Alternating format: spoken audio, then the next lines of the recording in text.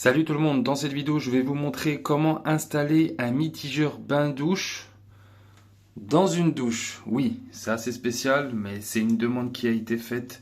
Donc en gros, là on a un mitigeur qui fait douche avec le FlexiVC qui se raccorde et qui peut aussi faire bain. D'accord. Donc en fait en gros il y a la petite tirette ici qui change.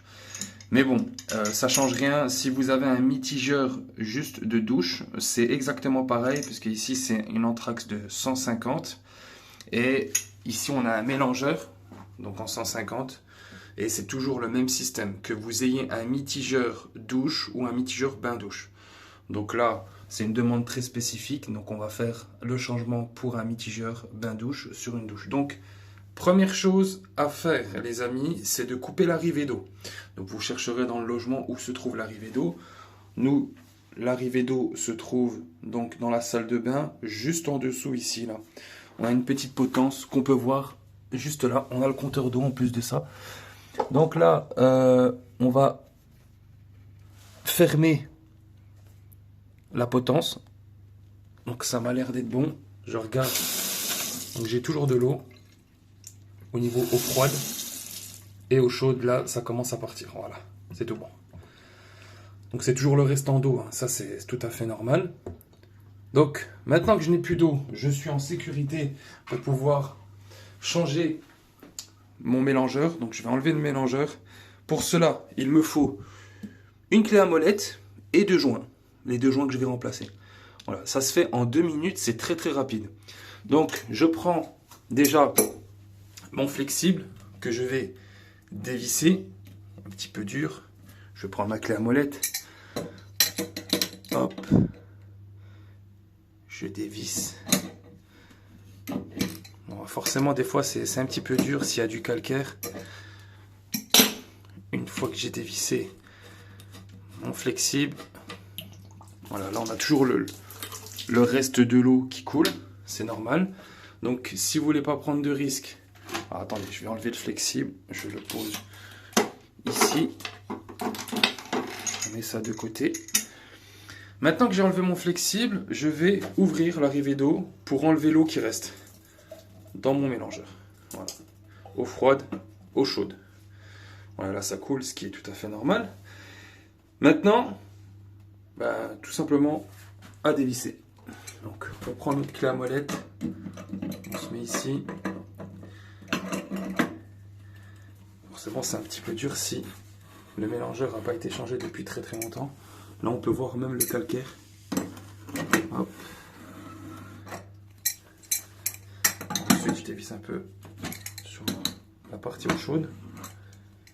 Là, normalement, je devrais pouvoir dévisser à la main. Voilà. Mon premier et la deuxième partie.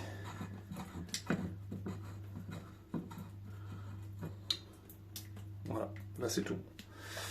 Mon mélangeur, il est mis de côté. Donc là, forcément, des fois, il y a un peu de saleté. Hein, il y a un petit peu de saleté, mais c'est pas bien grave. On peut changer aussi les raccords. Enfin, les raccords, les espèces de protection autour. Donc le client m'a dit, bon, laisse-les, il n'y a pas de souci. Juste, tu me changes le mitigeur bain-douche. Donc c'est ce que je vais faire, je vais juste changer ça. Après, on peut nettoyer si on a envie avec le calcaire et tout. Mais bon, franchement, ça ne sert pas à grand chose. Là, on a les deux joints. Il faut bien vérifier que les deux joints sont retirés, qu'ils ne restent pas collés. D'accord ? Une fois que cela est fait, maintenant, je vais préparer mon mitigeur bain-douche. Donc, excusez-moi parce que je filme en même temps avec ma caméra. Donc, je prends mon premier joint que je positionne ici. Voilà, vérifiez bien que ça soit bien collé au fond, ok. Ensuite, le deuxième joint ici. Voilà, une fois que je les ai bien positionnés, je prends mon mitigeur bain-douche et je vais visser. J'essaye de faire avec une main si j'y arrive. Peut-être que oui, peut-être que non, je pense que ça devrait être bon. Voilà, j'ai vissé ma première partie à droite, ok. Là, je vois que ça commence à résister. Maintenant, je vais faire pareil pour la partie eau chaude. Hop là. Si on voit que ça résiste, ce qu'on fait, c'est qu'on prend directement la clé à molette. Si ça résiste un peu trop, on la prend, hop, et là on vient visser. Voilà, là je vois que ça commence à bien serrer. On voit même le mitigeur qui se remet droit. C'est plutôt bien. Ensuite,